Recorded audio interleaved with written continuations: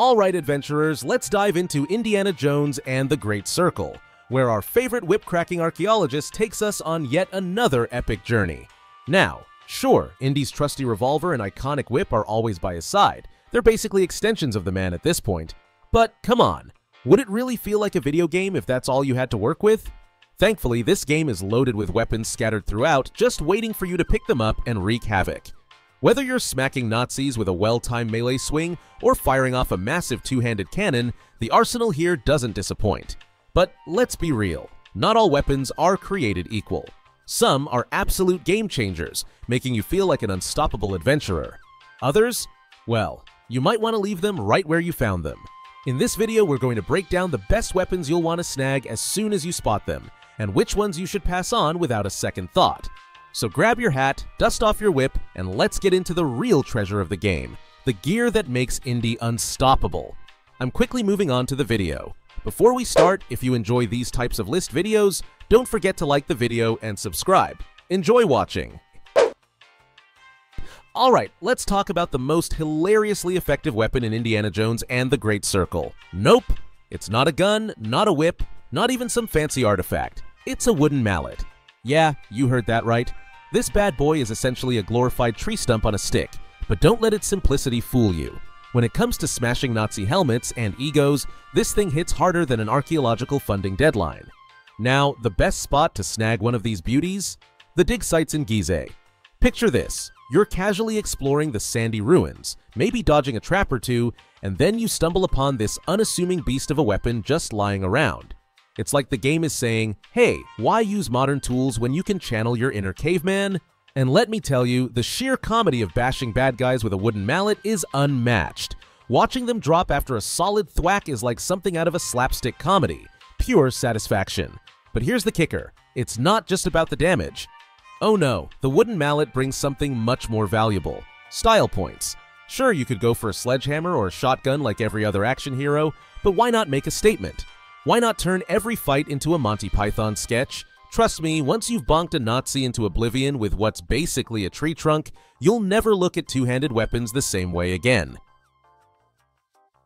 Alright, let's talk about one of the most unexpectedly fun weapons in Indiana Jones and the Great Circle, the dig site worker's spade. Now, I know what you're thinking. How can a humble spade stand out in a game filled with whips, pistols, and ancient relics? Trust me, it's not just a shovel, it's a statement. Here's the deal. Once you snag the dig site worker disguise in Gizeh, you're free to roam parts of the open area without raising any alarms. And what's the perfect accessory for blending in? That's right, the spade. Not only does it complete the look, but it also doubles as a weapon. When you smack a Nazi with it, there's this ridiculously satisfying ding sound. It's so good, you'll find yourself whacking enemies just to hear it again. Seriously, it's like the spade is mocking them as much as you are. Gameplay-wise, it's pretty much on par with the revolver or the standard Nazi pistol when you're in disguise. It's not flashy, but it gets the job done. And honestly, there's something hilariously poetic about taking down enemies with a tool they'd probably use to dig up treasure. So, if you're exploring Gizeh and want to channel your inner rebel archaeologist, don't sleep on the spade. It's a hidden gem in a world of shiny artifacts. You ever find yourself in a jam, wishing you had something simple but brilliant to bail you out?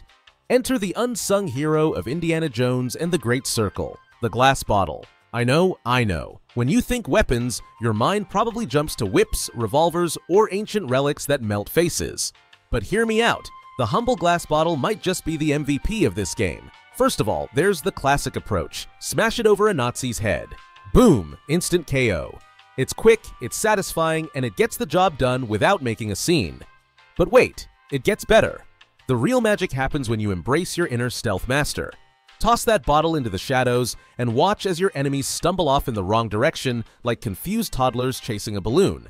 It's like saying, hey, over there, while you quietly sneak past and get back to treasure hunting. What I love most about the glass bottle, though, is its versatility. Whether you're charging in like an action hero or creeping around like a ghost, it's got your back. Need to escape a sticky situation? Bottle. Want to clear a path without breaking cover? Bottle. Out of ideas? You guessed it. Bottle. It's the perfect blend of chaos and strategy, and honestly, isn't that what Indiana Jones is all about?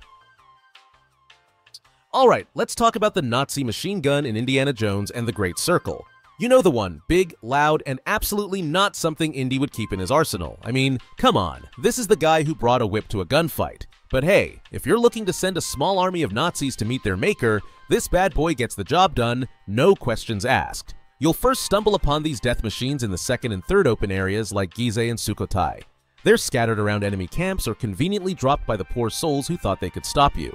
The catch? You only get one measly clip of ammo. That's right, blaze through your bullets and you're back to scrounging for another. It's like the game is saying, sure, have fun, but don't get too comfortable. Classic Indy chaos, right? But here's the kicker. You won't find these guns in the Vatican. Why? Apparently the devs decided, yeah, let's not give players a machine gun when they're clearly outmatched already. Makes sense, but also rude. Still, it adds to the tension and forces you to lean on Indy's trademark resourcefulness.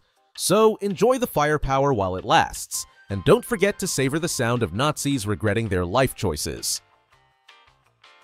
Alright, here's a trick that'll blow your mind. Forget shooting with pistols in Indiana Jones and the Great Circle.